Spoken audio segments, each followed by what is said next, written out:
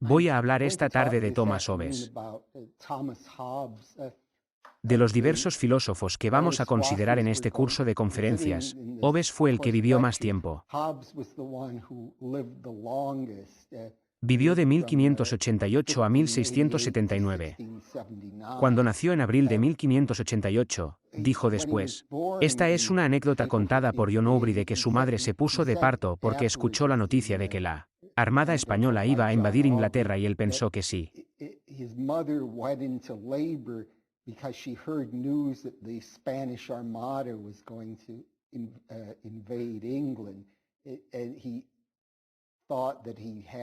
Describió el hecho de que tenía una disposición muy nerviosa ante este evento de que su madre había tenido que entrar en trabajo de parto repentinamente. ¿Recuerdas en la invasión de Inglaterra por la Armada Española? Por cierto, normalmente podías hacer que la gente respondiera a esta pregunta capciosa: ¿quién era el único rey de España que también era rey de Inglaterra? Y, por supuesto, era el rey Felipe de España, porque recuerde que estaba casado con la reina María y, por lo tanto, tenía el título de rey de Inglaterra, aunque no lo era. No tenía ningún poder de rey de Inglaterra, pero tenía el título al igual que el príncipe Felipe, el esposo de la actual reina Isabel. Podría si quisiera haber sido elegido para llamarse rey Felipe, pero no quería hacer eso.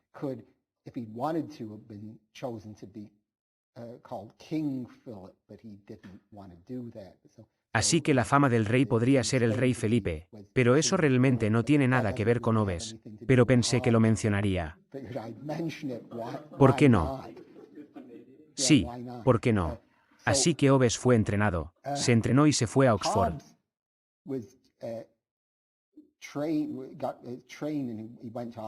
Era especialista en clásicos. Se formó en la tradición humanista clásica. Uno de los suyos, creo que su primera obra publicada fue una traducción de Tucídides. Es extraño que piense que su última obra fue una traducción en verso de la Odisea. Es extraño que de una manera que a pesar de que era un experto en los clásicos, pensó que dice que en su gran obra Leviatán que no se debería permitir que el clásico se enseñara a los jóvenes, porque esto era muy peligroso.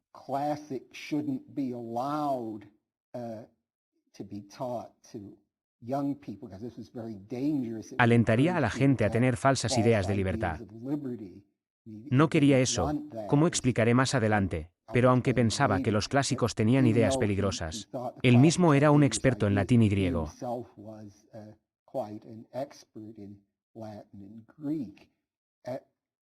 Ahora, ¿por qué estaba estudiando eso? Quiero decir, suena como, ¿por qué eligió eso como un campo para entrar?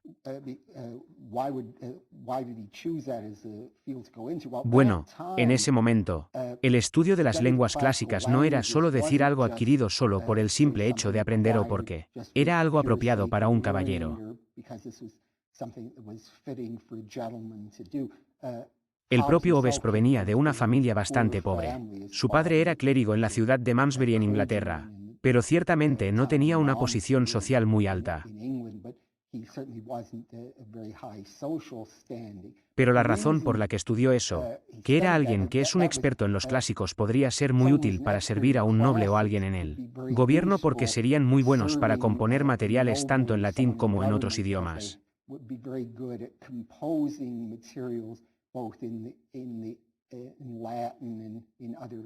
Serían muy hábiles en el lenguaje. Así que estudiar clásicos era una forma prometedora, una carrera profesional en aquellos días, al igual que la gente entraría hoy en derecho o medicina.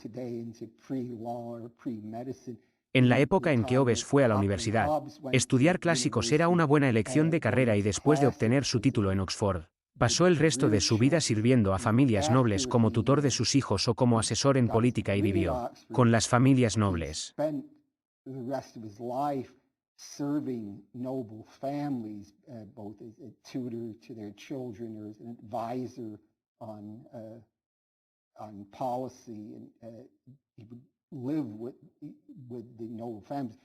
Las dos familias en particular con las que vivió fueron el conde de Devonshire y su primo, el conde de Newcastle.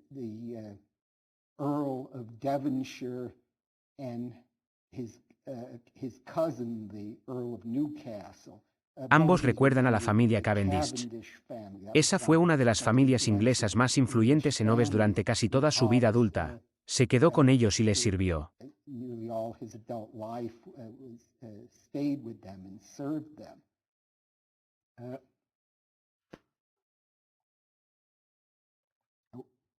En la juventud de Oves, este fue un momento a principios del siglo XVII.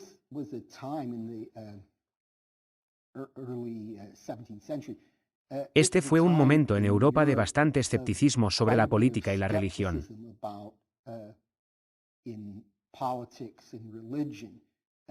Anteriormente, en el siglo anterior, había habido un ideal entre los humanistas del Renacimiento de tener una especie de restauración de la República Ciceroniana.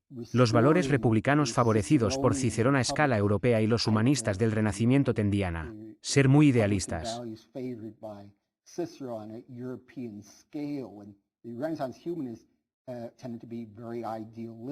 ¿Recuerdas, por ejemplo, la utopía de Thomas More en otras obras que tenían otros escritores? Erasmo tenía ideas de cómo podríamos tener relaciones pacíficas entre estados. ¿Cómo podríamos hacer que los eruditos formaran una república universal basada en el estudio de los clásicos antiguos?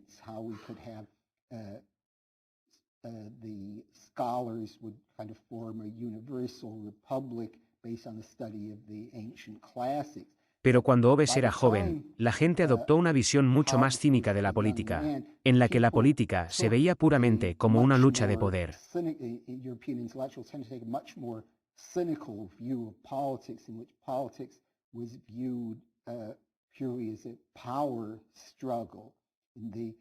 En lugar de Cicerón, el historiador romano Tácito fue muy influyente.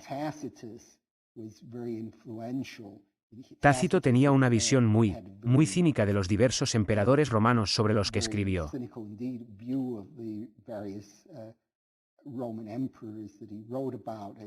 Todo implicaría el juego por el poder entre estos emperadores. Hay un muy buen libro que recomendaría del gran historiador romano Sir Ronald Syme.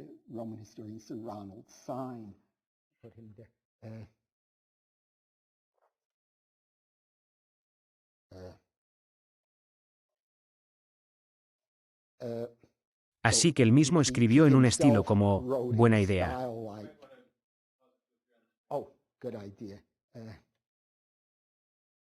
Oh, gracias.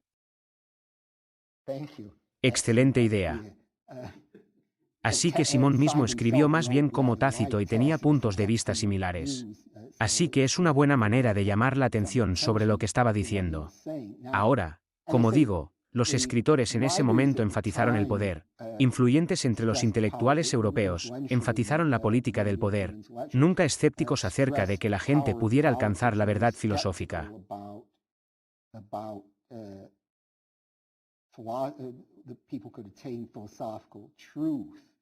Dos escritores en particular influyeron en las opiniones de Oves.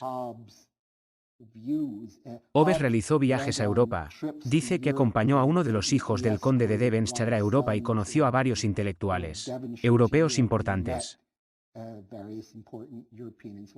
Ahora, una de las personas por las que estuvo más influenciado fue un escritor holandés llamado Justice Lipsius.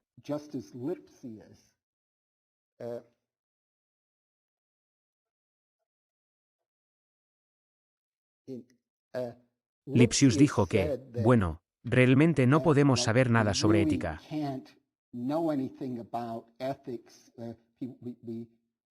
Las personas tienen varios puntos de vista sobre lo que es una conducta adecuada, lo que es lo mejor que se puede hacer, pero realmente no podemos alcanzar ninguna verdad sobre esto. Solo tenemos pines conflictivos, excepto por una cosa. Sabemos que todo el mundo quiere sobrevivir. Todo el mundo quiere vivir. Así que podemos usar eso realmente como la única base para la ética. Podemos usar eso y posiblemente tratar de llegar a un acuerdo sobre lo que necesitamos si podemos. Si todos queremos sobrevivir, entonces podríamos tratar de ver qué podemos hacer para sobrevivir mejor.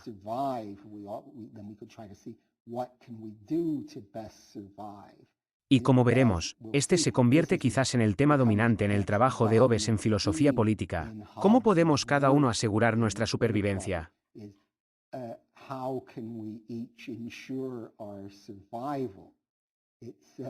De nuevo, puede ver la similitud con una idea randiana, pero se desarrolla de una manera muy no randiana. Supongo que Hobbes no había tenido el beneficio de estudiar el discurso final y la rebelión de Atlas, así que cometió algunos errores. Ahora, otro escritor que influyó mucho en Hobbes fue el jurista y teólogo holandés Hugo Grotius, quien fue el fundador de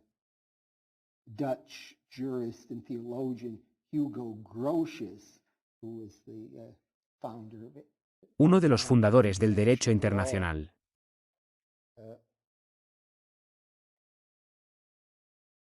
Y Grocio tenía una opinión similar a Lipsius de que pensaba de nuevo que cada persona quiere sobrevivir, por lo que deberíamos tomar esto.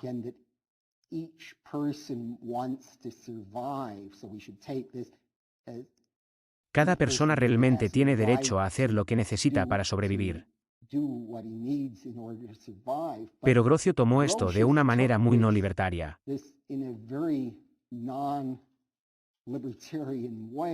Uno podría pensar, bueno, si comienzas diciendo que la gente tiene derecho a sobrevivir, no puedes derivar otros derechos de esto para que podamos entrar, obtendríamos al menos un sistema algo liberal.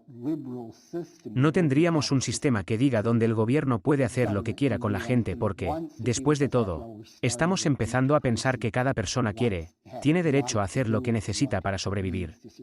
Pero Grotius tomó esto para justificar la esclavitud, porque las personas que serían capturadas en la guerra podrían estar de acuerdo en que se convertirían en esclavos, para no ser asesinados.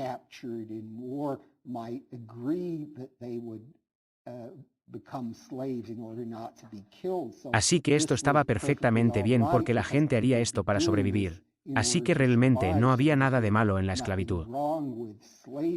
Así que cuando Grocio tomó este derecho a sobrevivir, tenía un aspecto muy no libertario porque realmente estarías haciendo lo que necesitaras, cualquier cosa que fuera necesaria para sobrevivir a cualquier sistema de privación de libertad que te permitiera serlo.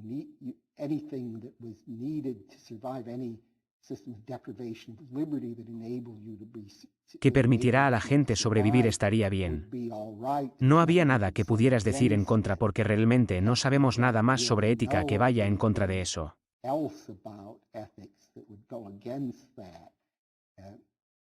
Y Grocio encontró apoyo para sus puntos de vista en interpretaciones de la Biblia que no eran estándar, pero veremos que Hobbes también hizo esto.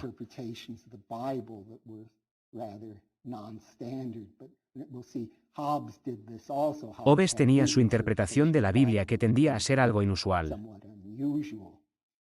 Así que Hobbes fue influenciado por estos escritores políticos, pero hubo otra influencia europea muy importante en Hobbes y esto no se refería a la filosofía política sino a la filosofía general, la metafísica, la teoría del conocimiento.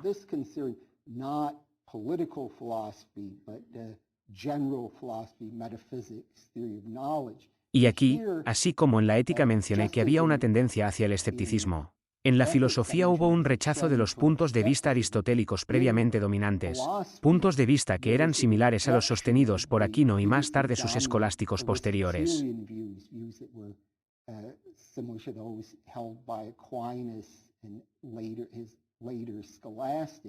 ¿Y cuál fue la tendencia dominante europea en la filosofía europea para rechazar los puntos de vista aristotélicos? Aristóteles creía que, como mencioné en una conferencia sobre Aristóteles, sabemos que podemos averiguar cuál es la naturaleza de varias sustancias, digamos cuando queremos saber cómo los seres humanos pueden llevar la mejor vida, pero nos preguntamos cuál es la naturaleza de un ser humano.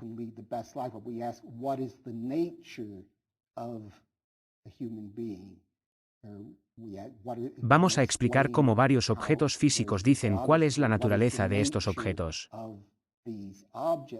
Ahora, la forma en que Aristóteles llegó a sus puntos de vista sobre en qué consiste la naturaleza de varias sustancias, es que comenzó, como mencioné en la charla sobre su ética, pero lo hizo de manera más general. Comenzó con creencias comunes.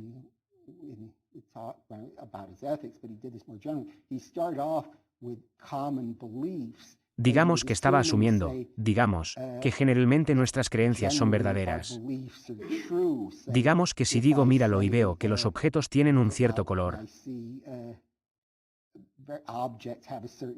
Pensó que, a menos que hubiera argumentos en contrario. Deberíamos creer que los objetos tienen el color que realmente tienen. Y los filósofos que fueron dominantes a principios del siglo XVII rechazaron ese punto de vista. Dicen, no, lo que percibimos realmente no corresponde a la realidad. No tenemos ninguna razón para pensar que sí. Descartes, por supuesto, fue el más famoso de estos filósofos. No era un escéptico, de hecho, pretendía que su filosofía refutara el escepticismo, pero dudaba de casi todas nuestras creencias comunes sobre el mundo. Pensó que decir que nuestras creencias sobre la percepción ordinaria eran todas aquellas que no podían ser, no estaban fundadas en la razón. Los argumentos escépticos los destruirían. Y Hobbes realmente desarrolló sus puntos de vista independientemente de Descartes, pero mantuvo correspondencia con Descartes y presentó objeciones a sus puntos de vista y, finalmente, creo que en 1648 conoció a Hobbes. También en uno de sus viajes a Europa conoció a Galileo. Tenía una carta de presentación para él. Pudo conocer a Galileo en 1636. Así que esas son algunas de las influencias intelectuales en Hobbes. Así que ahora quiero decir un poco sobre la teoría metafísica del conocimiento de Hobbes porque veremos esto. Al menos si espero que veamos, puedo mostrar esto, que esto es muy relevante para sus puntos de vista políticos.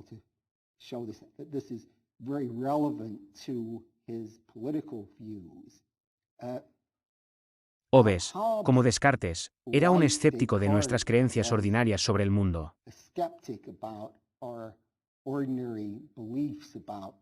Pensó que cada uno de nosotros sabe que tenemos varias percepciones de las cosas. Veo varios colores y formas, pero no puedo saber nada sobre lo que realmente son los objetos reales que están causando estas percepciones. Como formas y todo lo que sé es que hay varias percepciones que estoy teniendo, pero incluso eso va demasiado lejos.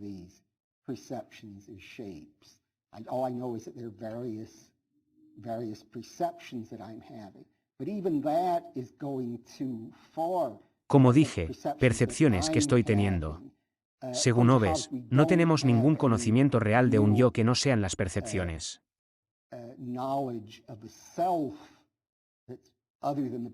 Todo lo que sé es que algunas de estas percepciones están ocurriendo de alguna manera, pero realmente no puedo formar una concepción de un yo. Así que Hobbes, en su respuesta a una de sus respuestas a Descartes, realmente rechazó el argumento de Descartes de que, ya sabes, dijeron, bueno, creo, luego existo. Hobbes dijo, bueno, ya sabes, puedes tomar esto como trivialmente cierto, pero en realidad no nos está dando ningún conocimiento de un ojo, de un ego que sea realmente una sustancia de conocimiento. Todo lo que podemos decir es que las percepciones están ocurriendo de alguna manera.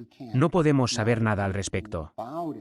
De manera similar, pensó que el espacio y el tiempo solo se consideran por sí mismos, como el espacio que se considera como un receptáculo o vacío en el que ocurren las percepciones.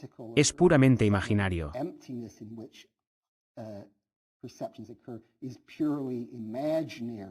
Con el tiempo, dice que es la sombra del movimiento. La noción de espacio y tiempo como entidades distintas aparte de las percepciones es otra idea falsa.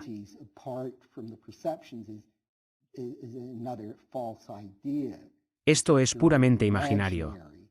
Así que tal vez se podría ver esto como un precursor de Kant, quien pensó que el espacio y el tiempo son lo que llamamos formas de intuición que no lo son.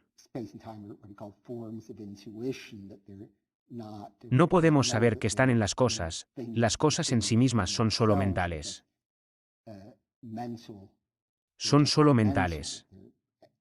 Son agregados por la mente, pero no podemos decir que sean en realidad. Así que Hobbes de manera similar como el espacio y el tiempo son en cierto sentido imaginarios. Así que parece que hasta ahora no nos da mucho. Todo lo que tenemos es percepción y él también, en la misma línea, pensó que el lenguaje es puramente un sistema convencional de signos. Podríamos tener un idioma hasta donde sabemos. Podríamos imaginar a una sola persona teniendo un idioma.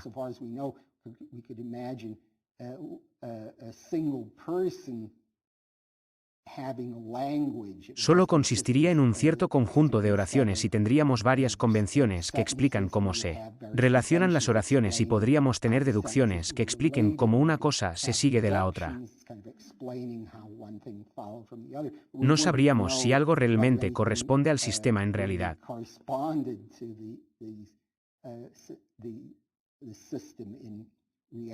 Solo tendríamos la convención. Así que, dada esta visión del lenguaje, tendía a tener una visión muy negativa de la evidencia experimental.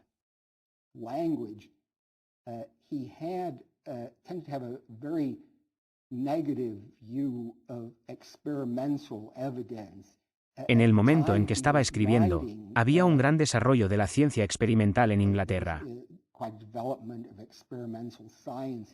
La Royal Society había sido fundada, ya sabes, con el lema Nullius in verba, ya sabes. Realmente no se traduce libremente, no le da crédito solo a las palabras. Pero no le gustaba la Royal Society. Dijo, por ejemplo, que estaba comentando sobre Robert Boyle que había producido un vacío. Dijo, bueno, ¿cómo sabemos que Boyle realmente ha producido un vacío? Todo lo que ha hecho es vaciar un poco de aire de cierta bomba, pero ¿cómo sabemos que no queda nada? No tiene base para decir que se le ocurrió un vacío. Todo lo que ha hecho es un experimento en particular a la vez. No nos ha dado ninguna razón para ninguna ley general. Es un poco como Maísis criticando a los econometristas. Dice que lo que están haciendo es un interés puramente histórico. No se les ocurren leyes generales. Hobbes está diciendo que no se puede obtener a través de la ciencia experimental ninguna ley general. Y también tenía puntos de vista bastante extraños sobre las matemáticas. Pensó que las matemáticas y pasó mucho tiempo en la geometría euclidiana como la idea de una ciencia deductiva.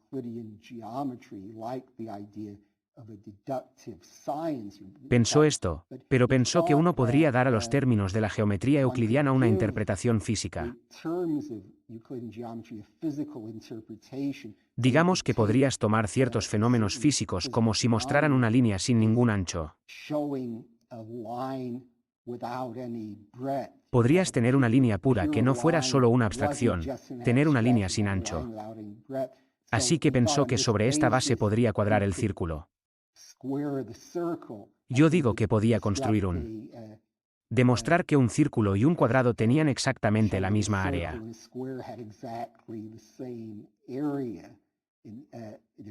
Esto es algo que es imposible de hacer en la geografía euclidiana.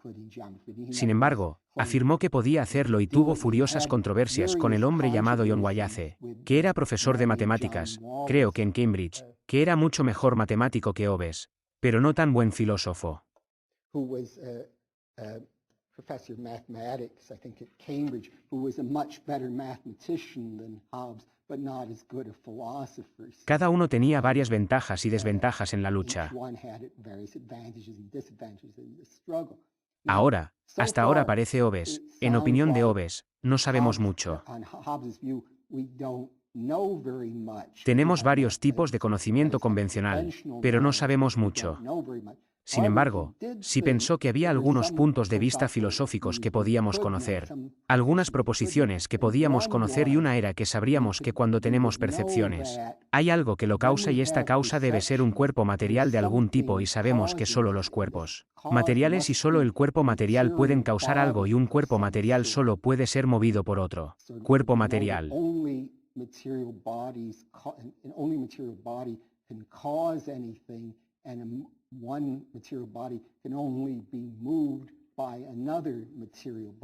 Así que realmente en el sistema hobbesiano del mundo no hay realmente nada fuera de nuestras propias percepciones excepto cuerpos materiales de varios tipos y no tenemos realmente ninguna idea de cuáles son las propiedades reales de esos cuerpos.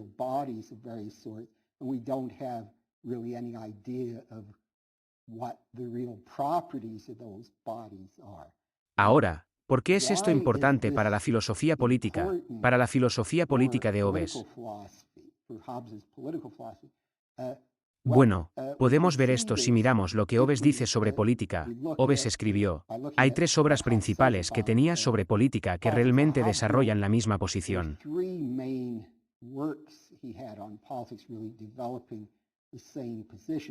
Uno era un manuscrito que formaba parte de los elementos de la política.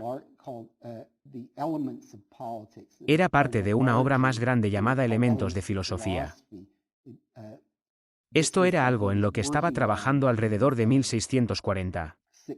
Luego, una versión de esta parte, Los elementos de la ley, que forma parte de los elementos de la filosofía, se publicó con el nombre de El Ciudadano en 1642. Y luego, por supuesto, su libro más famoso, El Leviatán, se publicó en 1651. Debo decir que antes de entrar en los detalles de la filosofía política, solo para terminar con su vida. And then, of course, his most famous book, The Leviathan, was published in 1651. I should say, before going into details of political philosophy, so just further, just finishing up on his life. En la década de 1630, el rey inglés Carlos I estaba teniendo una gran lucha con los impuestos que implicaban que el rey quería recaudar dinero para una guerra contra los holandeses. Pero esto era muy impopular y la gente no estaba dispuesta voluntariamente a darle impuestos para apoyar su guerra.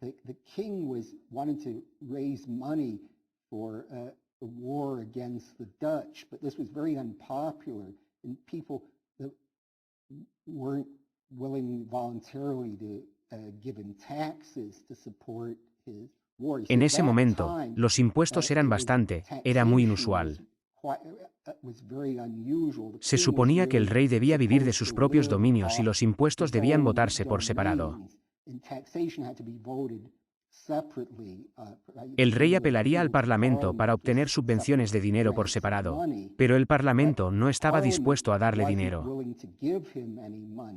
Entonces, como resultado, desde 1629, el rey no había convocado a ningún parlamento y el rey afirmó que tenía derecho, porque sería el juez de las amenazas al país, tenía derecho a aumentar los impuestos de forma independiente y luego algunas personas protestaron por esto.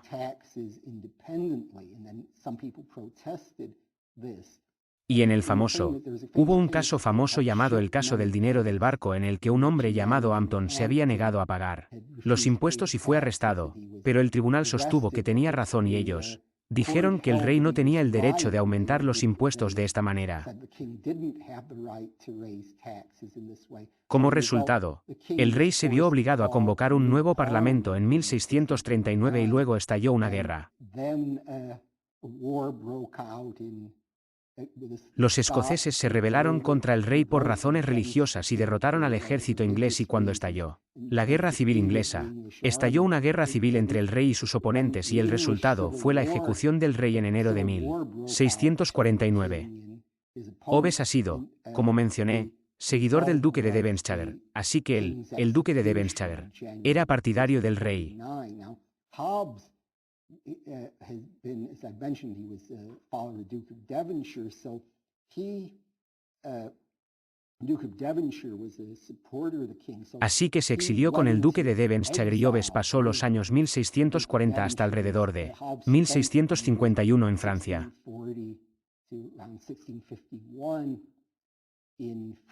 Sin embargo, quería volver a Inglaterra y lo hizo público cuando regresó a Inglaterra mientras la Commonwealth, el gobierno que había reemplazado a la monarquía, todavía estaba en el poder y cuando lo hizo después de publicar Leviatán, todos sus amigos realistas se volvieron contra él.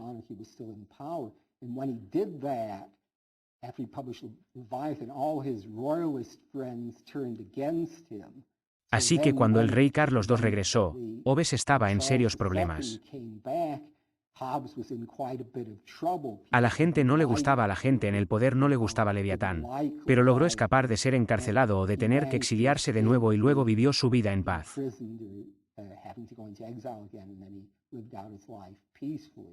Así que ahora, como digo, esas son las principales obras que Hobbes escribió sobre política. Pero para volver a lo que estaba sugiriendo antes, queremos saber por qué estas son las opiniones de Hobbes sobre la filosofía son relevantes para la política.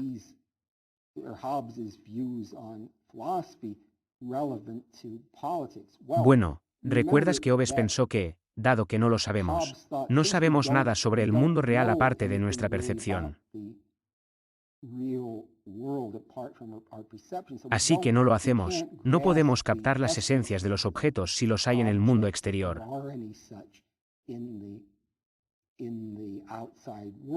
Y en particular, no podemos tener ninguna idea de una noción objetiva de lo que es bueno. Recuerde que Aristóteles trató de hacer esto diciendo, ¿cómo obtenemos? ¿Cómo podemos obtener conocimiento de la naturaleza humana? Pero Hobbes dijo que no podemos hacer eso. Así que todo lo que tenemos es que cada persona podría decir que lo bueno es lo que quiero.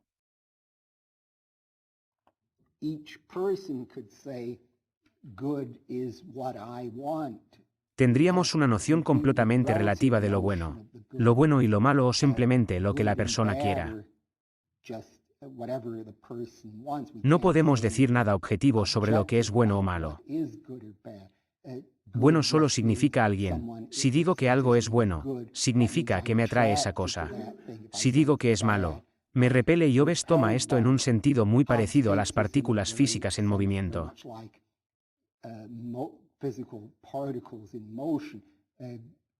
Decir que algo es bueno significa que me atrae. Me atrae como una partícula material que se atrae hacia otra y, de manera similar, si no me gusta, me repele como una partícula material que se repele de otra. Así que esto parece que no. No podemos llegar muy lejos con esto.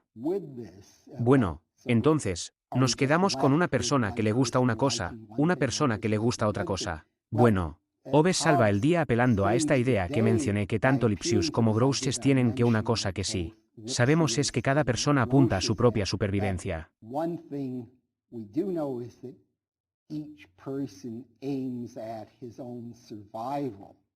De nuevo, Hobbes da a esto una interpretación material. Cada partícula trata de conservarse a sí misma. Quiere seguir adelante tanto como sea posible. Tiene un impulso que Hobbes llamó econatus para seguir existiendo.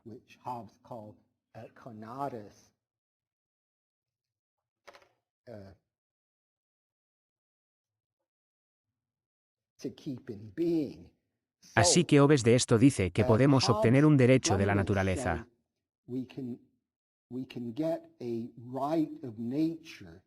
Toda persona tiene el derecho en la naturaleza de hacer lo que necesite para sobrevivir. Estamos empezando con esto.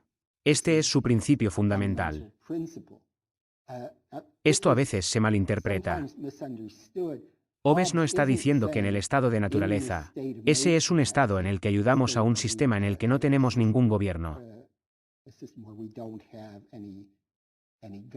No hay un cuerpo legal organizado. Puedes hacer lo que quieras.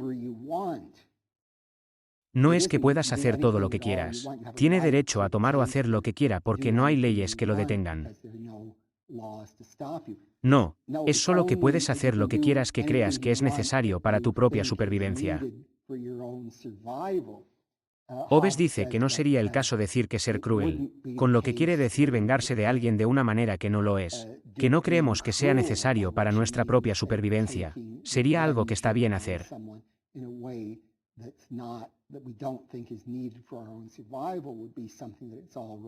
No tendríamos derecho a hacer eso, solo tendríamos derecho a hacer lo que sea que creamos que necesitamos para sobrevivir. Spinoza, que fue un pensador posterior, pensó que tenemos en la misma naturaleza un derecho universal a hacer y todo, cualquier cosa que queramos, pero este no es el punto de vista de Hobbes. Ahora, un malentendido relacionado similar de Hobbes es que pensaba que en el estado de naturaleza todos eran hostiles a todos los demás, digamos que todos intentarían matar a todos los demás. No, él no piensa eso. Sin embargo, cree que todos representan un peligro para todos los demás. Incluso la persona más fuerte puede ser asesinada por alguien que es físicamente débil o las personas no son tan diferentes entre sí que una persona es incapaz de dañar a otra persona. Todo el mundo está en peligro de alguien más, pero la gente no es hostil. Pensó que ciertamente podemos tener apegos a las personas. Podemos tener amigos o personas de las que estamos enamorados. No hay nada en sus puntos de vista psicológicos que vaya en contra de eso y no creía que la gente simplemente tuviera una especie de hostilidad desmotivada. Sin embargo, también es el caso, además de que cada persona tiene miedo de la otra, lo que él llama timidez. Desconfianza en eso. Lo que él usa la palabra significaba miedo en lugar de ser tímido. Sería que cada persona tiene miedo de la otra persona. Las personas también están motivadas por el orgullo. Cada uno quiere superar a los demás. Así que tenemos personas temerosas unas de otras y dominadas por el orgullo, pero todas quieren sobrevivir.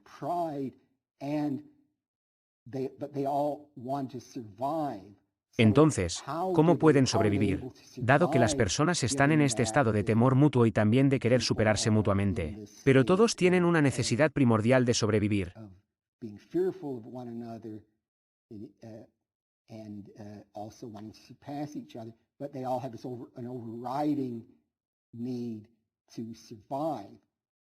Hobbes pensó que podríamos deducir una ley de leyes de la naturaleza y creo que tiene 19 de estas leyes de la naturaleza y estas leyes de la naturaleza serían una especie de imperativos hipotéticos para usar constantes.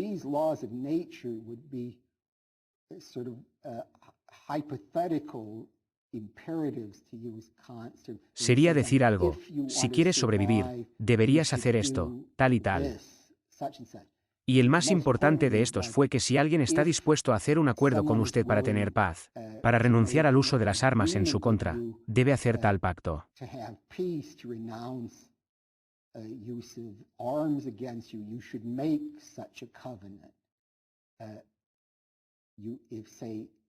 Imagina que esto tiene sentido porque dices que las personas no son intrínsecamente hostiles entre sí, por lo que encontrarían en su interés hacer tal acuerdo.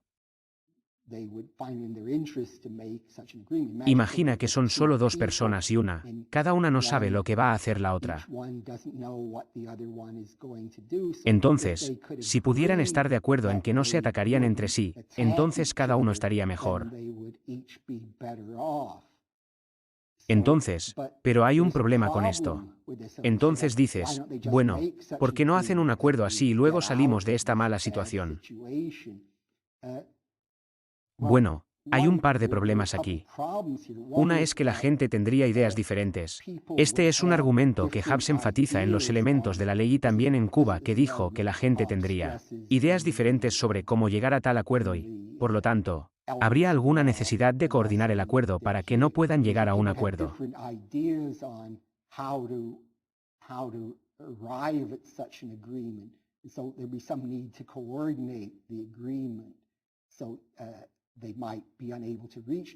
Pero entonces el problema más serio es suponer a alguien. Supongamos que imaginas a dos personas y dices que tengo un arma y lo haces.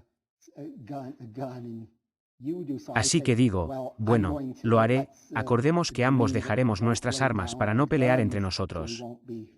Así que está bien, estoy dejando mi arma. ¿Por qué una vez que haya hecho eso, por qué deberías dejar los brazos? No lo eres, ahora serías el único con brazos y podrías tener poder sobre mí.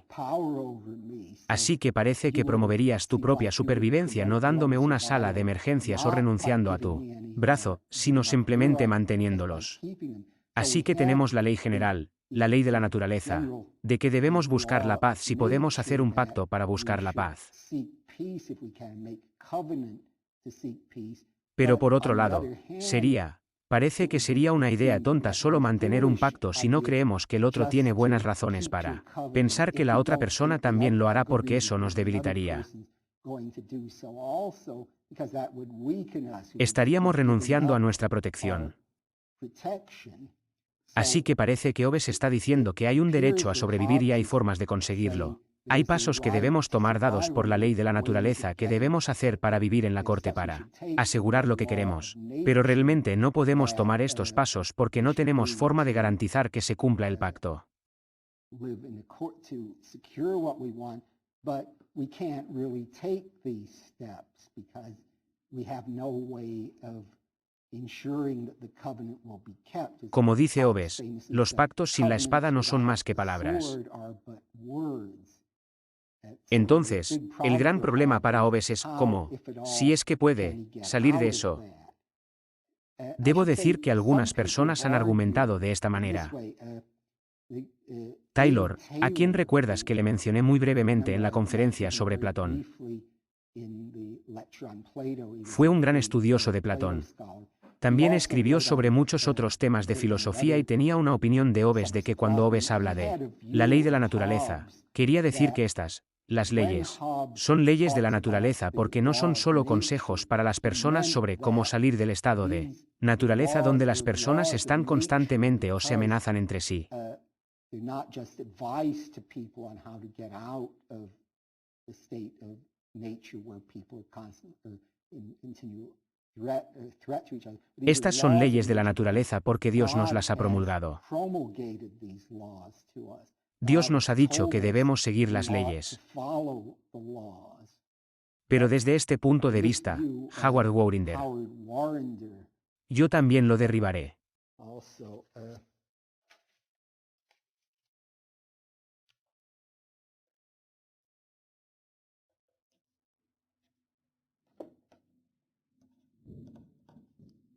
Tenía un libro llamado La filosofía política de Hobbes. Su base y génesis salió en 1957. Él también tiene este punto de vista. Así que hay leyes. Las leyes de la naturaleza son ordenadas por Dios. También podemos, mientras menciono libros, hay otro importante sobre esto, dado este punto de vista de C. Od llamado La política divina de Hobbes. Pero un problema con esto es que Hobbes realmente no dice eso. Hobbes a veces habla de leyes que Dios ha ordenado, pero esto es solo cuando le preocupa el caso particular del pueblo de Israel que describe la Biblia.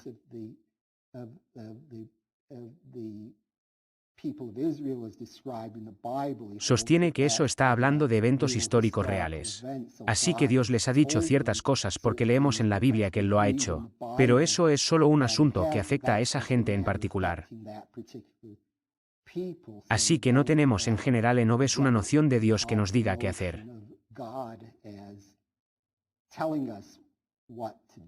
Se puede ver por lo que ya he dicho sobre la filosofía de Hobbes. Sería difícil decirlo porque recuerde, no sabemos nada sobre lo que está causando nuestras percepciones del mundo.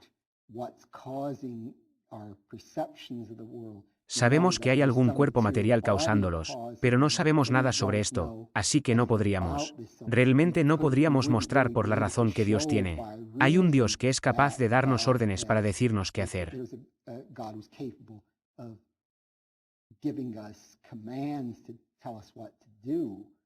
Más adelante veremos cuáles son los puntos de vista de Hobbes sobre la religión, pero esto no sería parte de su filosofía principal. No sería que afirmara que sabemos por la razón de que podemos.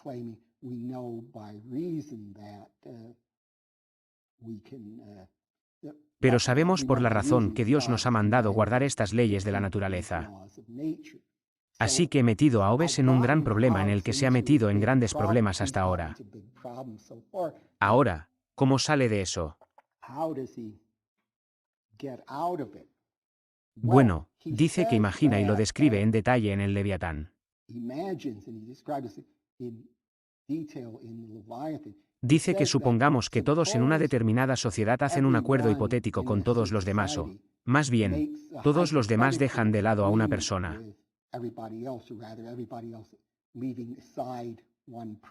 Todos los demás dijeron, renunciaré a mi derecho a actuar como mejor me parezca para promover mi propia supervivencia de acuerdo con él.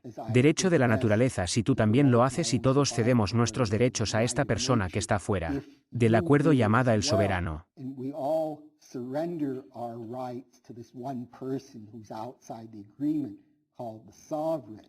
Llegaré a una complicación sobre una persona un poco más tarde. Pero simplemente no es solo tomarlo como una persona. Así que todos estamos de acuerdo. Digamos que todos en esta sala dicen que todos me van a dejar decidir cómo manejar las amenazas contra todos los demás en lugar de que cada uno de ustedes diga, bueno, si creo que esta persona a mi lado me va a disparar, voy a actuar primero contra ellos. Well, if I think this person next to me is going to shoot me, I'm going to act first against them. Todos estamos diciendo que todos dejaremos que yo decida cómo lidiar con la amenaza. Así que de esa manera todos podemos deponer las armas. Podemos ocuparnos de nuestros asuntos pacíficamente y luego tengo todo él. Ahora tengo el trabajo de decidir hacer frente a todas las amenazas contra las personas. Establecer un sistema de leyes para que las personas puedan vivir en paz. Ahora, por supuesto, un problema obvio con esto es porque deberías. ¿Cómo sabes que no comenzaré a abusar de mi poder? Ahora, una razón para pensar que no lo haría, aparte de que soy una persona demasiado agradable para hacer eso, sería que si lo hiciera, entonces si no pudiera mantener el orden, entonces realmente no lo sería.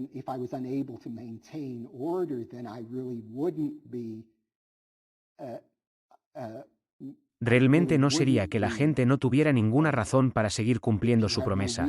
Su acuerdo de darme no actuar por sí mismos una vez que vieran que ya no podía. Ya no estaba manteniendo la soberanía de la manera en que se suponía que debía hacerlo. Aunque no soy parte del acuerdo, no tendrían ninguna razón en particular para seguir lo que diría. Mis órdenes porque estaría actuando en su contra.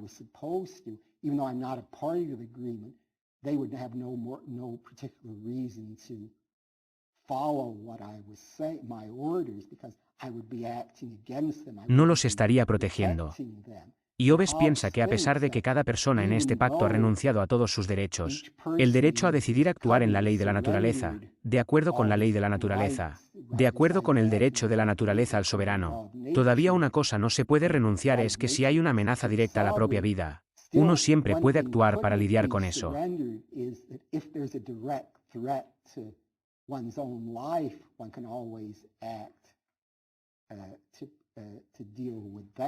Digo, suponiendo que pensara que el soberano me iba a matar, no tendría que estar de acuerdo con lo que dijo. Podría actuar por mí mismo. Entonces, si resultara que el soberano realmente comenzó a abusar de la gente y no aseguró la paz, la gente ya no lo aceptaría como soberano. Y de hecho, esto llevó a problemas a Hobbes cuando se publicó Leviatán porque pensó que, aunque había sido partidario de la monarquía bajo Carlos I, pensó que cuando el nuevo gobierno reemplazara a la monarquía y fueran ellos quienes preservaran el orden,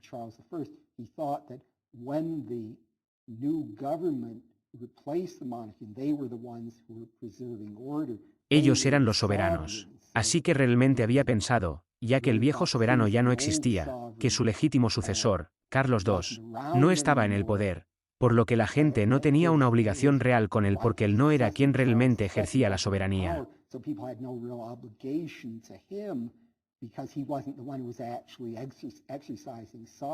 Así que para Hobbes, aunque has hecho un pacto, en realidad, se supone que es incondicional.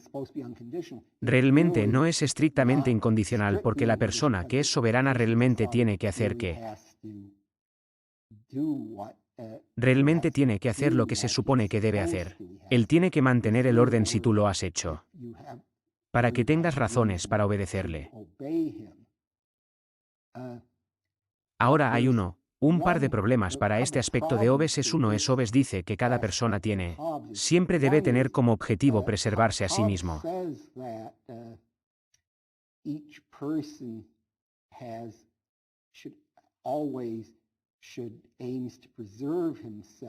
Pero, ¿qué pasa con los mártires religiosos?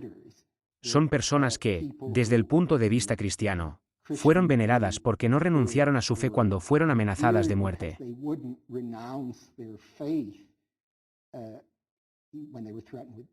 Así que Hobbes parece atrapado en un dilema. Si él dice que esas personas actuaron mal, ya que están actuando en contra de su propia supervivencia, entonces parece que tiene que ir en contra de lo que enseña Krishna.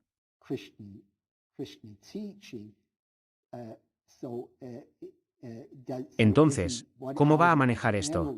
Bueno, dice que, como de costumbre con él, cuando parece enfrentar un desafío religioso, es un estudiante muy cuidadoso de la Biblia. Él tenía sus propios puntos de vista y apela a un episodio, recuerden, donde había un soldado llamado Naamán y lo bajaron, ya saben la referencia bíblica que viene a ser sanado.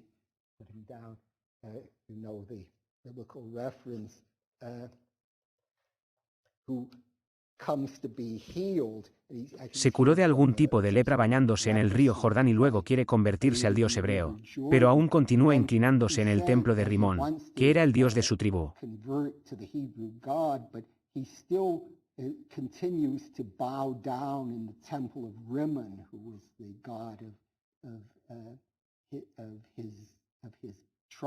Y Hafs dice que la gente siempre puede, la gente siempre tiene el derecho de apelar al privilegio de Naamán. Así es como sale del tema de los mártires religiosos. Ahora, otro tema, aunque parecería plantear un problema para sus puntos de vista de que siempre tenemos el derecho de actuar en nuestra propia defensa, es, ¿qué sucede si el soberano nos recluta en el ejército? ¿Entonces no tenemos que arriesgar posiblemente a nuestras propias esposas?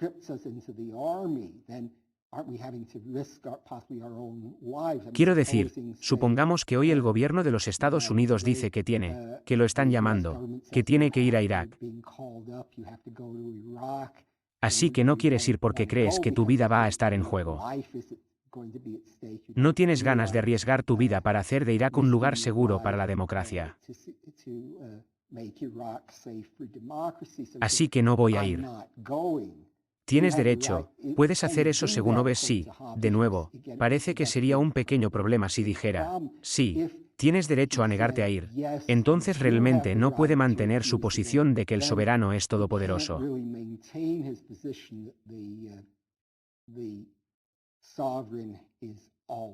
Quiero decir, si él dijo, bueno, no tienes que aceptar la sentencia de muerte que se dicta en tu contra. Puedes tratar de resistir. Esto no es realmente un gran problema práctico porque, después de todo, no hay muchas sentencias de muerte dictadas. Pero si dices que el rey no puede decidir o el soberano no puede decidir a quién poner en el ejército, entonces te metes en un problema real. O al menos parece que te metes en un problema real manteniendo una especie de fuerte visión absolutista de la soberanía.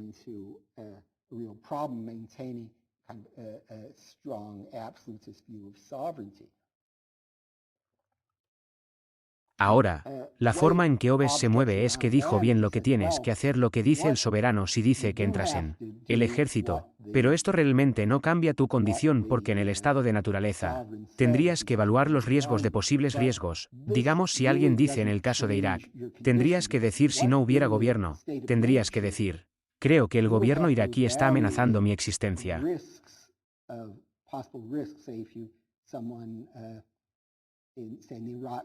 You would have to say, if there were no government, you would have to say, do I think the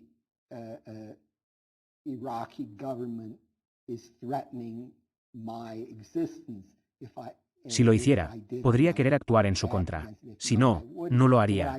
Así que lo que he hecho en el punto de vista de la afición es que he transferido al soberano el derecho a decidir cuáles son los riesgos.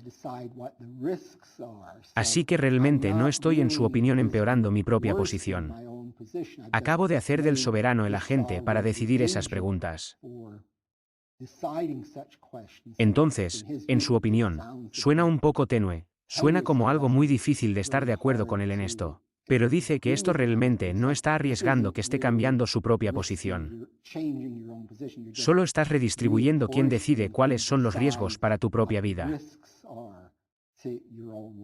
Y recuerde que en el soberano no es alguien a quien cada persona se designa como soberano como su representante. Así que realmente el soberano está realmente actuando como el agente para cada uno de nosotros. Así que realmente no puedo decir que no quiero hacer lo que dice el soberano porque realmente le he dado el poder legal para actuar por mí.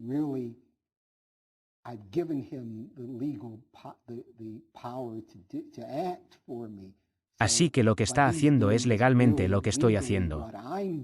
Así que si fuera en su contra, estaría actuando en mi contra. Una vez más, es un punto de vista que no se recomienda de inmediato para la aceptación. Pero ese era el punto de vista de Hobbes sobre el asunto. Entonces, lo que he sostenido hasta ahora es cómo, dados algunos ejemplos, cómo Hobbes lidiaría con varios problemas si una vez que este acuerdo universal donde todos dicen que entregaré mi derecho a actuar de acuerdo con el derecho de la naturaleza al soberano, si así lo desea, ¿cómo funcionaría esto una vez que esto, cómo funcionarían las cosas una vez que este pacto llegara a existir?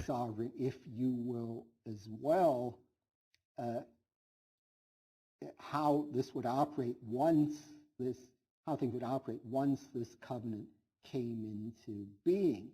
Pero realmente no hemos llegado al problema principal del argumento hobbesiano, que es, ¿podría surgir un pacto en la forma en que Hobbes lo describió? Could a covenant in the way Hobbes described it come into being at all? Lo que he dado hasta ahora es solo, tenemos una serie de hipótesis. Imagínese decir que cada persona en esta sala está diciendo que si todos los demás en esta sala renuncian a todos sus impuestos correctos de acuerdo con el derecho de la naturaleza para mí, entonces yo también lo haré.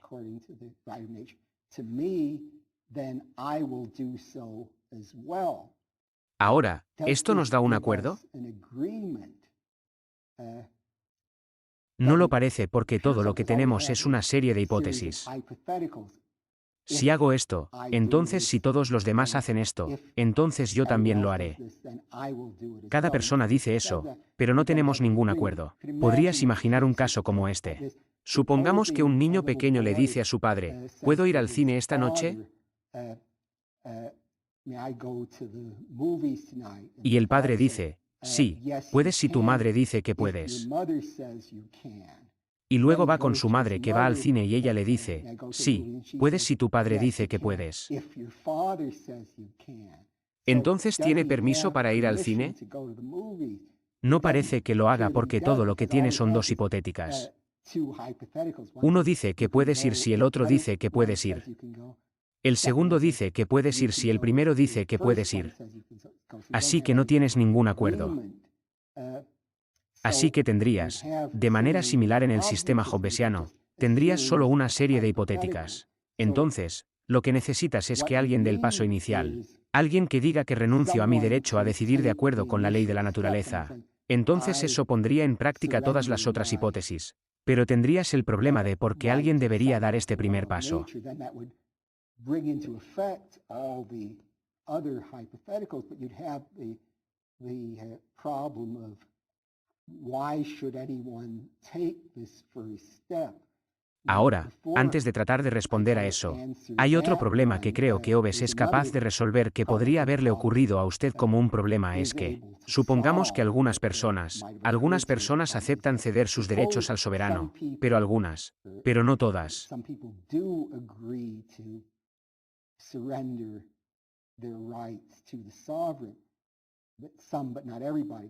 Podría pensar porque los que no han aceptado renunciar a sus derechos. Es como el caso que di antes, donde somos dos y digo, estoy bajando los brazos. ¿Qué pasa si lo haces y tiro mis brazos hacia abajo?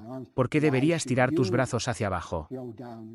De manera similar, en este caso, algunas personas han dicho que le daremos la decisión correcta al soberano.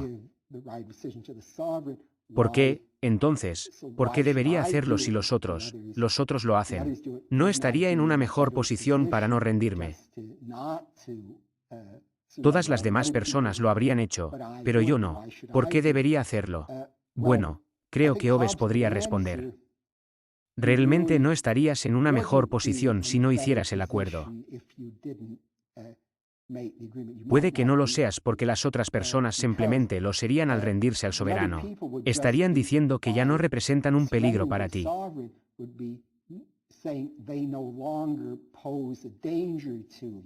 Tal vez el soberano lo haría. Dicen que están de acuerdo, que están cediendo todo su derecho a actuar en tu contra la decisión del soberano. Solo si él dice que actúe en tu contra, actuarán en tu contra. Así que no hay peligro para ti. Así que realmente no tiene ninguna razón para no seguir adelante y estar de acuerdo también porque esas personas ya no son una amenaza para usted y Hobbes lo retiene. Recuerden que es una de las leyes de la naturaleza que ustedes deben guardar los convenios hechos. No tienes que hacer eso si crees que otras personas no estarán de acuerdo. Acepta su parte del pacto, pero una vez que las personas han demostrado, personas particulares han demostrado que si están de acuerdo, entonces no tienes razón para no hacerlo. Pero incluso si esto es correcto, esto todavía deja sin respuesta. El gran problema para Hobbes es cómo conseguimos que una persona dé el paso inicial de estar de acuerdo, de decir que me rindo al soberano.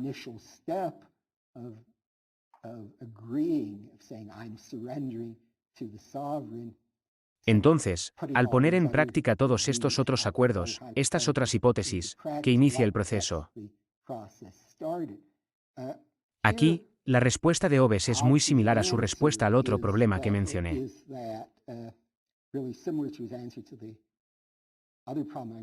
Realmente la persona inicial realmente no tiene mucho que perder. Todo lo que dijo es que al estar de acuerdo, digamos que imagina que está de acuerdo en renunciar a sus derechos. Lo siento, imaginemos que digamos que nadie más acepta hacer nada. Así que todo lo que ha pasado es que realmente está en la misma posición en la que estaba antes.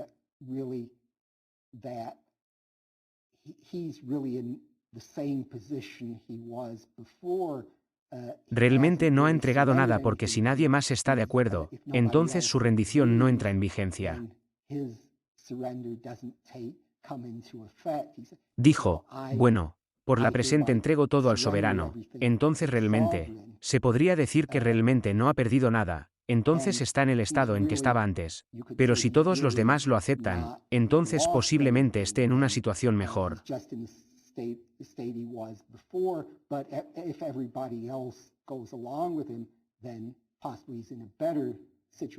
Así que en realidad no ha perdido. Ha dado un paso inútil. Está diciendo que lo estoy entregando todo, pero no lo ha hecho. No ha perdido nada. Ahora podrías decir, bueno, tal vez yo. Esto es un malentendido de que lo que está diciendo no es solo que se está rindiendo si todos los demás se rinden, sino que ha agregado el paso adicional de que ha renunciado a sus derechos, absolutamente. Incluso si lo tomas de esa manera, entonces todo lo que su pérdida depende ahora del soberano para decidir cómo responder a las amenazas a él. Así que tal vez eso no lo hace tan mal. Así que de acuerdo con Hobbes en el capítulo 15, Leviatán, él dijo, si dijiste que nadie alcanzaría tal grado, no hay justicia. Dijo, solo un tonto diría esto. Si el argumento de Hobbes se sostiene, creo que es un asunto más cuestionable o al menos esa era la opinión de Hobbes. Ahora, al entender la posición de Hobbes, hay una interpretación influyente que creo que es importante evitar.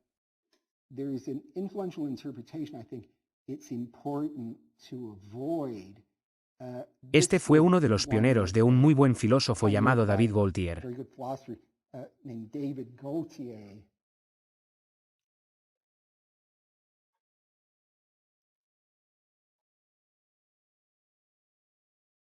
En un libro llamado La lógica de Leviatán y dijo que lo que él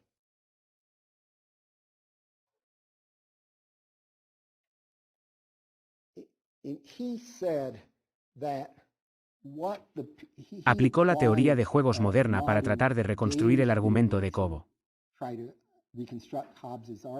Y lo que dijo es que lo que tenemos aquí es un dilema del prisionero. ¿Recuerdas él? Todos conocen el dilema del prisionero en la teoría de juegos elemental. Es imaginar algo así como que hay dos prisioneros y a cada uno se le dice por separado. A cada uno se le acusa de un determinado delito y se le dice que sí. A cada uno se le dice que sí confiesas pero la otra persona no confiesa. Digamos que recibirás 1 año de prisión y la otra persona recibirá 10 años de prisión.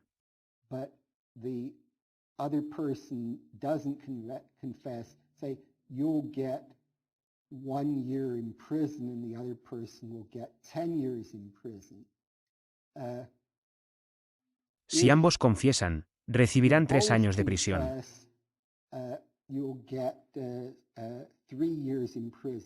Si ninguno de los dos puede, si ninguno de los dos confiesa, recibirá 5 años de prisión. Probablemente me equivoqué en todos los números. Normalmente hago eso y te doy un ejemplo. Pero la forma en que se supone que funciona es cada uno.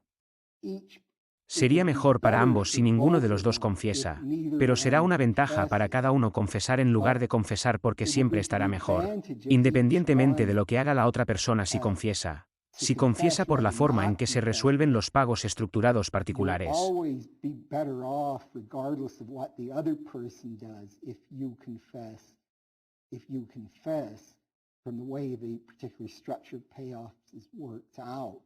Entonces, debido a que no puede llegar a ningún acuerdo con el acuerdo vinculante con la otra persona, no puede darse cuenta de cuál es la mejor opción factible para ambos, que es que ambos acuerden no confesar, por lo que irán a la cárcel por menos años que si ambos confiesan.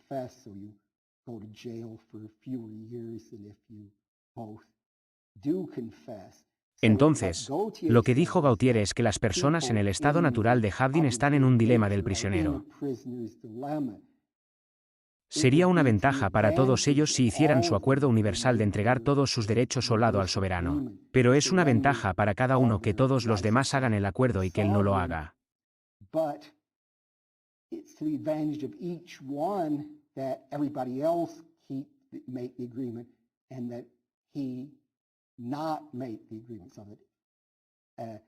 Y entonces, lo que Hobbes está diciendo según Goethe es que si el gobierno de alguna manera puede obligar a todos a hacer este acuerdo para que todos de alguna manera logren hacer que el acuerdo diga que el gobierno está de pie sobre ellos de alguna manera obligándolos a todos a estar de acuerdo, entonces todos están mejor.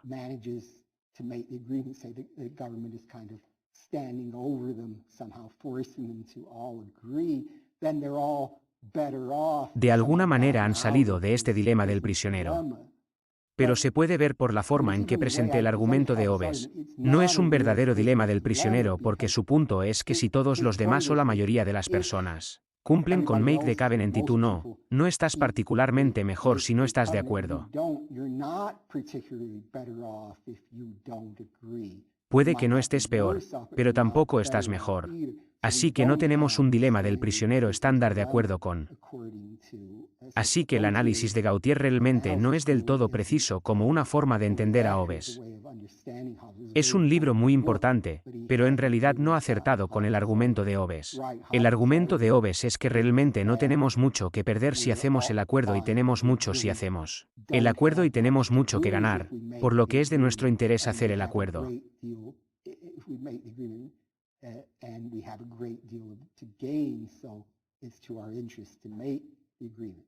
Ahora recuerda que mencioné que había una complicación sobre la soberanía. No tiene que ser que todos se rindan a una persona.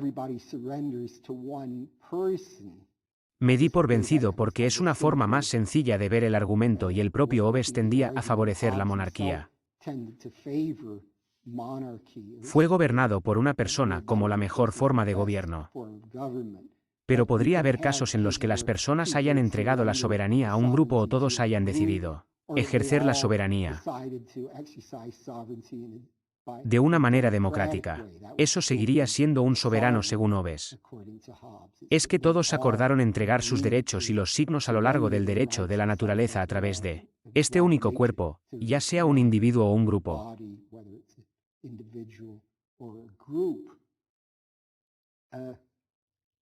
Ahora, supongamos que de alguna manera hemos superado todos estos obstáculos y tenemos un soberano hobbesiano en funcionamiento.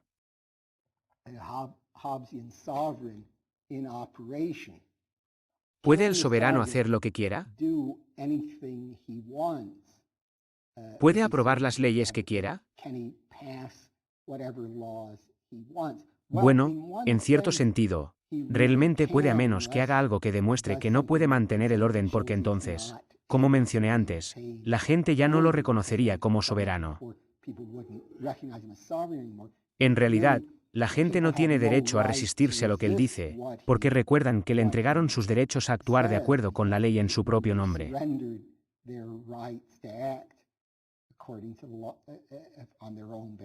Es un representante. Sin embargo, Hobbes sostiene que a pesar de que el soberano, el pueblo no puede resistirse al soberano, el soberano realmente no debería hacer lo que quiera.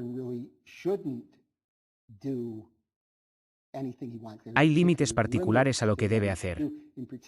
Especialmente debe actuar de una manera que juzgue que preservará mejor la paz.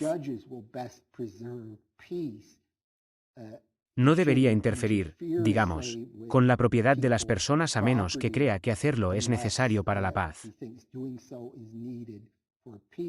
Ahora, ¿qué debo decir? ¿Cuáles son las opiniones de nuestros Hobbes sobre la propiedad? Bueno, Hobbes sostiene que en el estado de naturaleza, cada persona tiene derecho a poseer bienes, pero solo bienes necesarios para su vida.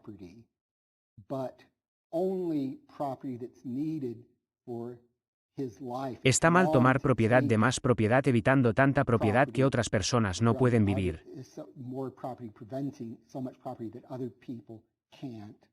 Esto sería innecesariamente malicioso para ellos. Por supuesto, puede tomar tantas propiedades que crea que son necesarias para preservar su propia vida en función de sus propios puntos de vista de lo que es. Pero si no crees que tratar de tomar el control de la propiedad es necesario para tu propia vida, no puedes hacerlo. Pero, por supuesto, recuerde que otras personas no tienen que respetar sus afirmaciones. Así que Hobbes piensa que una vez que tienes el estado en B, entonces el Estado realmente tiene el trabajo de decidir qué propiedades deben tener las personas y debe asegurarse de que cada persona tenga lo suficiente para que tenga suficientes propiedades necesarias para vivir.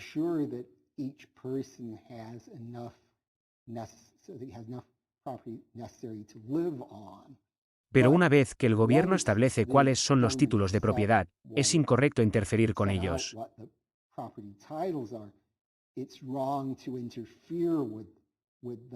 Y Hobbes sostiene específicamente que está mal que el gobierno tenga impuestos redistributivos.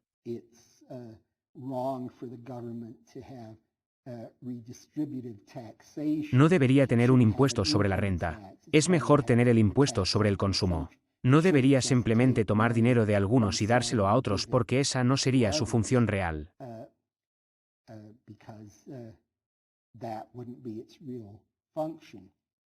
Había un libro influyente del historiador canadiense Political Philosophy, C.B. Macpherson.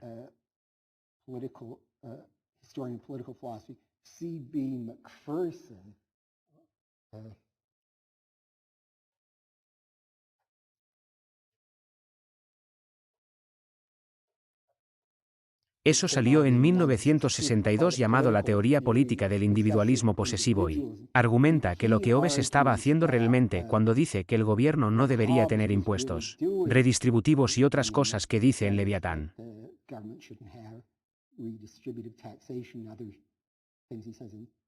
Estaba actuando como un portavoz de la clase capitalista en ascenso. Fue favorecido. Pensó que al tener un Estado fuerte estaría promoviendo la economía y así tendríamos un sistema medieval, donde la gente tenía más obligaciones basadas en una especie de visión cristiana de la ley natural. Tenía obligaciones entre sí y lo que Hobbes pretendía hacer era reemplazar esto por un sistema capitalista en el que la gente pudiera, sujeto a ciertos límites, adquirir lo que quisieran.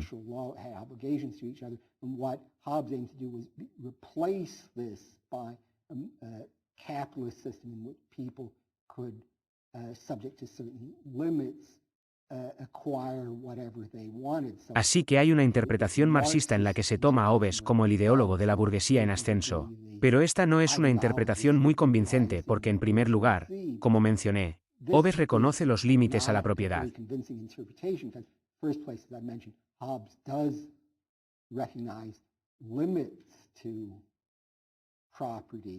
No puedes, tienes que proveer para los pobres. Y también si dijeras que si tomaras el tú de Macpherson, parecería que tendrías que decir que los restos del sistema medieval, que es realmente el estado de la naturaleza,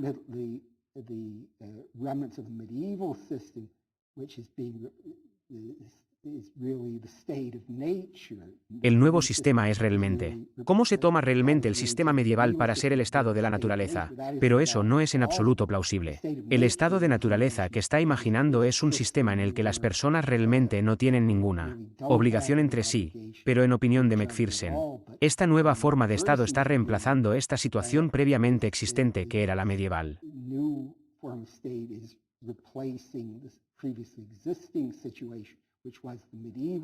Así que Macpherson se equivocó en la cronología.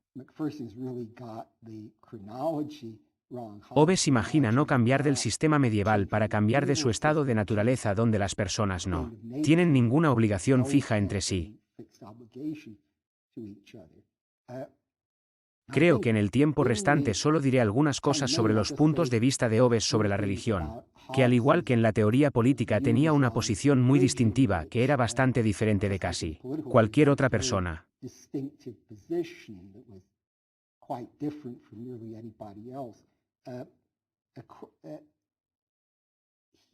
Algunas personas piensan que Leo Strauss es uno de ellos.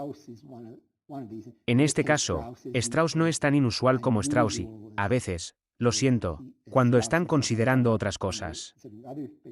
Algunas personas dicen que Hobbes es realmente ateo porque dice que realmente no conocemos a ninguno. Recuerde que él dijo que no sabemos nada acerca de las propiedades de Dios. Decimos que si decimos que Dios es infinito o todopoderoso, no tenemos ninguna idea de esas cosas. Esas cosas son solo palabras. Entonces, cuando Hobbes se refiere a Dios en varios contextos, no está realmente hablando en una especie de lenguaje diseñado para el consumo popular.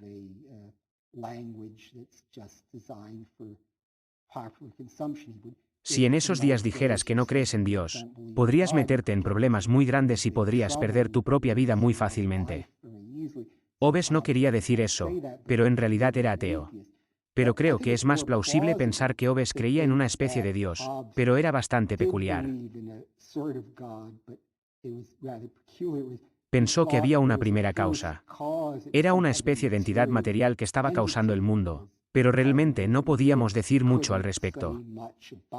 Así que era una especie de Dios. En cierto sentido, no podemos decir nada realmente sobre sus propiedades. Ahora, ¿esto lo convierte en un ateo práctico?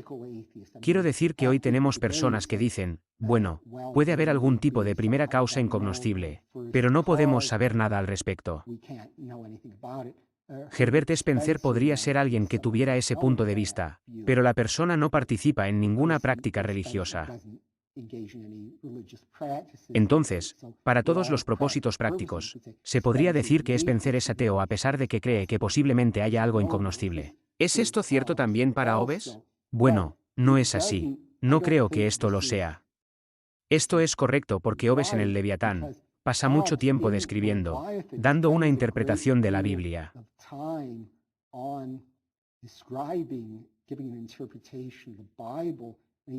En otras palabras, él pone mucho énfasis en entender lo que la Biblia está diciendo. Ahora, podrías decir, bueno, ¿cómo podría hacer eso dada su visión muy escéptica sobre el conocimiento? Él dice, bueno, no podemos saber nada más que lo que realmente es algo sobre las causas de nuestras percepciones. ¿Cómo podemos decir algo acerca de que Dios nos ha revelado algo? Y recuerdas que di ese mismo punto como una razón para rechazar la tesis de A. Taylor de que debemos tomar las leyes de la naturaleza como mandamientos de Dios. La forma en que Hobbes mantuvo algunos puntos de vista religiosos a pesar de que tenía esta visión muy escéptica del conocimiento, distinguió muy claramente entre conocimiento y opinión. Y aquí sus puntos de vista son similares a los de un influyente teólogo de la Iglesia Anglicana de Inglaterra. En ese momento, William Chillingworth.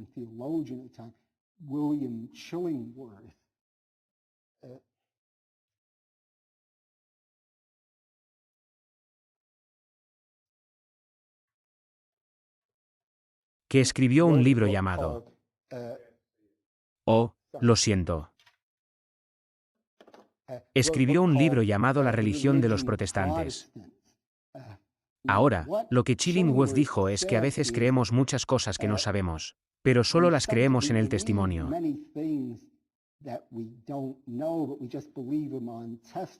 Digamos, por ejemplo, que la mayoría de nosotros fuimos liberados. Ciertamente creo que Julio César existió, pero ¿cómo lo sé realmente? Solo se basa en aceptar cierta evidencia histórica. Así que Chillingworth dijo que deberíamos aceptar las afirmaciones de la revelación cristiana porque hay testimonio de ellas. No tenemos motivos para rechazarlo y bien podríamos aceptarlo. No es una razón muy fuerte para aceptar lo que dijo más o menos. Bueno, aquí está el documento histórico. ¿Por qué no aceptarlo?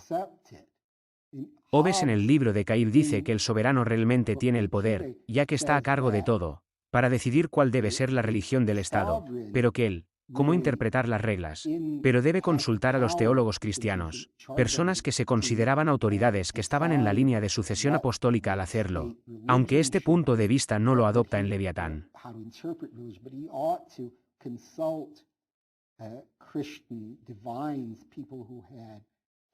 Were considered authorities who were in the line of apostolic succession in doing so, although this view he doesn't adopt in Leviathan. Pero en línea con la visión muy escéptica de Hobbes de lo que podríamos saber, tiene una visión minimalista del cristianismo.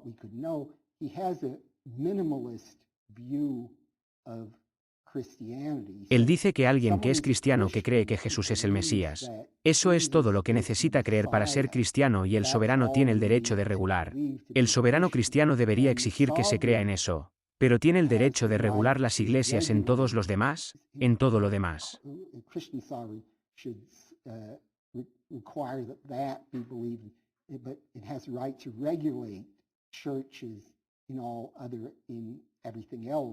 Mientras digas que Jesús es el Mesías, eso te hace cristiano. Y esto se toma, Hobbes toma esto, deja en claro en las últimas partes del Leviatán de una manera muy mundana. Significa que algo como Jesús regresará a la tierra de alguna manera y él reinará sobre todos nosotros y las personas que no creen en él serán aniquiladas cuando la Biblia hable sobre el infierno eterno. Esto no significa que las personas vivan o vayan al infierno cuando mueran para siempre.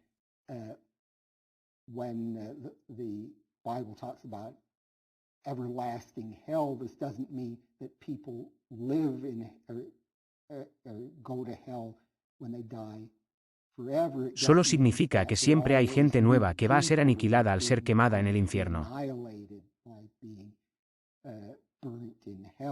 Hobbes, como puede ver, tenía sus puntos de vista muy distintivos sobre los asuntos, pero hay, como digo, algunas dudas sobre cuán seriamente quiso decir estas cosas. Pero una cosa que sí quiso decir muy seriamente, esta es una de las claves para entender su pensamiento. Es el último punto que haré sobre él, es que cuando habla de salir del estado de naturaleza, salir de un sistema en el que cada persona está actuando sobre su interpretación de lo que necesita para sobrevivir.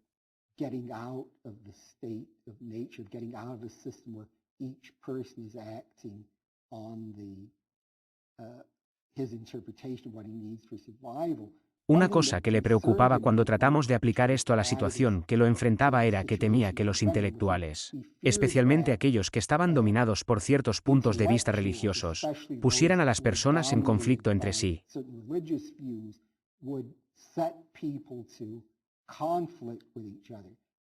Recuerde que en Europa en ese momento hubo una guerra de 30 años de 1618 a 1648 en la que hubo tremendas peleas relacionadas con la religión que realmente tuvieron un efecto muy malo.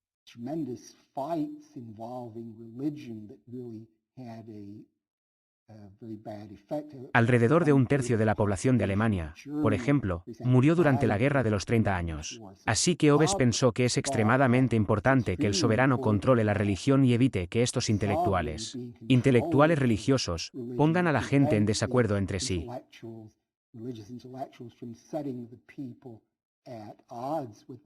En el libro que escribió sobre la historia de la Guerra Civil Inglesa, Behemoth era otro monstruo bíblico al igual que Leviatán. Él culpa del inicio de la Guerra Civil Inglesa a las personas religiosas disidentes, especialmente a las que realmente lo molestaron fueron los calvinistas. Pensaba que los calvinistas eran el verdadero enemigo y a los que más le preocupaba oponerse. Entonces, creo que lo básico aquí, recuerde que en mi primera charla dije que no creía que fuera a ser culpable de la interpretación big de la historia, y que estaba diciendo que había un progreso constante para más y más ideas libertarias. Este es, creo, mi principal apoyo para decir que no soy culpable de esto. Lo que tenemos en Hobbes es cómo vemos cómo una insistencia en la seguridad a toda costa conduce a una visión muy no libertaria de las cosas.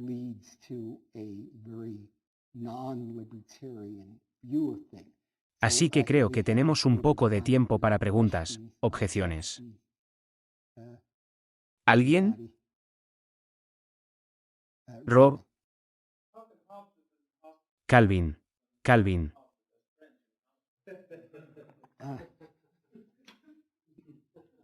Bueno, no voy a convertir la comedia en tragedia tratando de imaginar eso.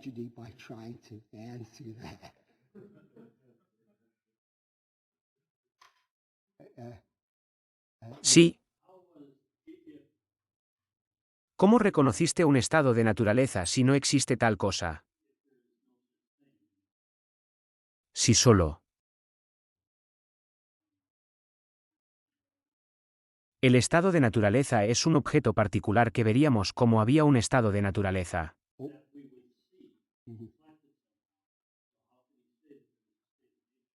Bueno, la pregunta era, ¿cómo pudo Hobbes decir que había un estado de naturaleza?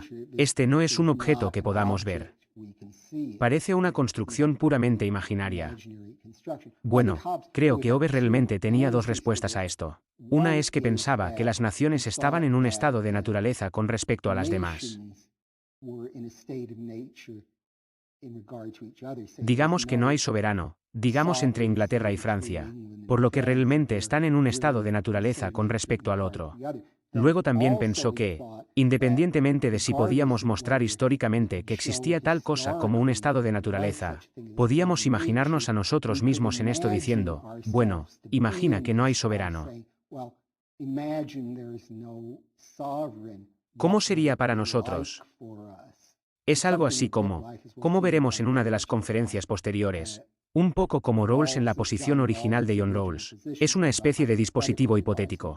De hecho, como Rawls deja claro en estas recientes conferencias públicas sobre la historia de la filosofía política, fue influenciado por Hobbes hasta cierto punto. Entonces, hasta cierto punto, es la misma naturaleza que no depende de mirar realmente algo. Es solo que imaginamos cómo sería estar en él. Pregunta más seria. Señala que no hay tal desigualdad en las personas que una persona pueda saber de alguna manera derrotada por la otra detrás de ellas o lo que sea. Lo que sea que elijamos como soberano, es solo un tipo más que, en virtud de su propio poder personal, no tiene la capacidad de hacer cumplir todo. Entonces, la pregunta es, ¿cómo ve que esto funciona? Bueno, no es el poder del soberano personalmente, es el poder de todos los demás para estar de acuerdo con él. Pero si realmente son todos los demás los que mantienen el orden social, ¿por qué no necesitamos al soberano? El poder del soberano depende de algo como la opinión pública. ¿Por qué no hay una opinión pública? La pregunta era, Hobbes dice en el estado de naturaleza, realmente las personas no son tan desiguales que incluso la persona más débil. Incluso la persona más débil puede matar a la persona más fuerte.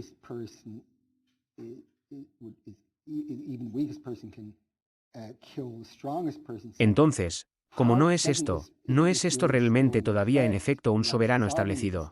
El soberano es una sola persona. Entonces, ¿cómo?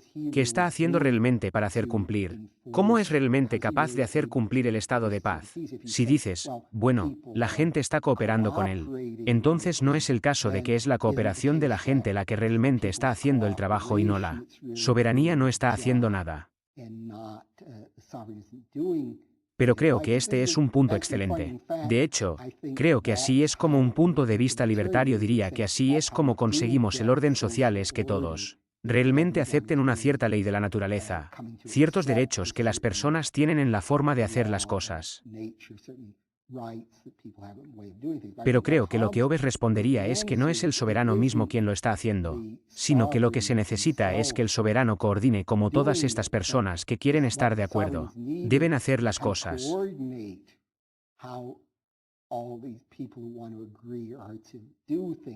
Hobbes, recuerdas que no es una yeki que no piensa en el orden puede desarrollarse espontáneamente. Entonces, lo que el soberano está haciendo es decir, bueno, Así es como vamos a arreglar las cosas y luego todos los demás han acordado seguirlo. Entonces, si se lo llevaran, podríamos tener la voluntad de cooperar, pero estarían en una situación en la que cada uno de nosotros tendría ideas diferentes sobre cómo cooperar. Esta parte del argumento es realmente una que enfatiza más en elementos en la ley de la ley inequívoca es esta función coordinativa de la soberanía. Así que creo que esa sería la respuesta básica que podría darte. Entonces, si estamos dispuestos a estar de acuerdo, en lugar de tener que estar de acuerdo en una pieza tras otra, dispuestos a elegir una pieza, hagan lo que ese tipo diga. Sí, es exactamente el punto que Hobbes está diciendo si todos queremos estar de acuerdo en lugar de tener que estar de acuerdo en todo tipo de cosas diferentes. Todos estamos de acuerdo en que esta persona va a decidir las cosas. Creo que es una excelente manera de poner Hobbes, al menos uno de los puntos básicos de Hobbes. Matthew, hable sobre la historia bíblica en la casa. Y me preguntaba si... No sé si es mucho pedir, pero me pregunto si podría decirme dónde podría encontrar la referencia a eso en la obra de Locke. Y también si pudiera hablar un poco más sobre el significado de esa historia bíblica. Lo siento. En el sentido de esa historia bíblica. Bueno, la pregunta era que tenía que ver con este episodio de la Biblia que mencionaba a Naamán inclinando la casa de las mujeres.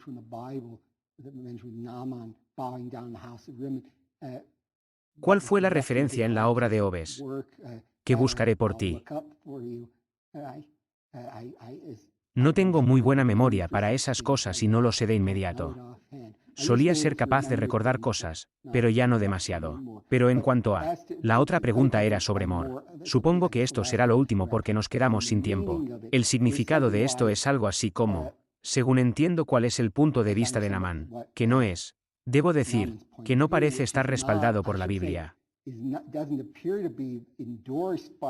Es algo que dice que está haciendo.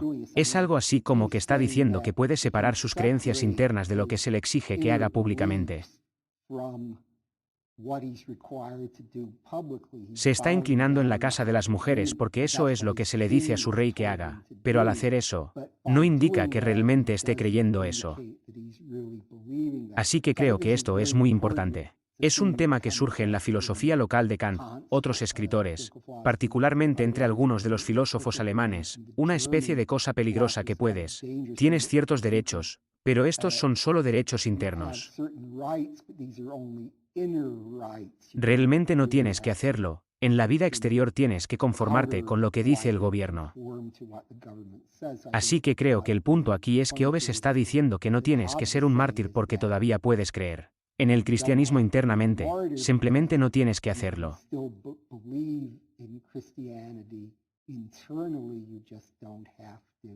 Simplemente, cuando te conformas externamente a lo que dicen los adoradores de ídolos, en realidad no estás indicando que eres un adorador de ídolos. Pero creo que sería inútil seguir adelante. Gracias.